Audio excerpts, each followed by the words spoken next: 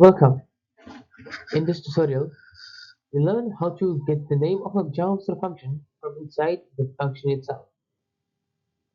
This is useful for debugging, recursion, or reflective programming. We'll keep it simple and explore a classic approach using arguments, calling name. Let's walk through the logic together.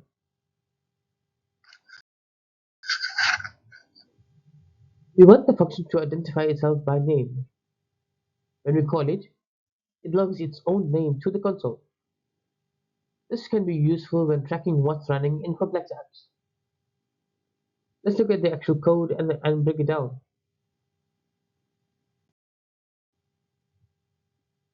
We define a function named ABC, and inside it, we use arguments calling name. This gives us the name of the function being executed.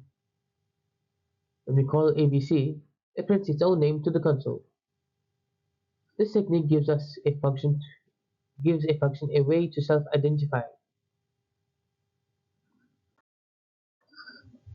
We begin by creating a named function. The callee property lets the function refer to itself. By accessing name, we extract the actual function name. This is especially handy in recursive or anonymous function scenarios. Named functions like ABC and XYZ will log their names correctly. Anonymous functions, however, won't have a name unless explicitly named.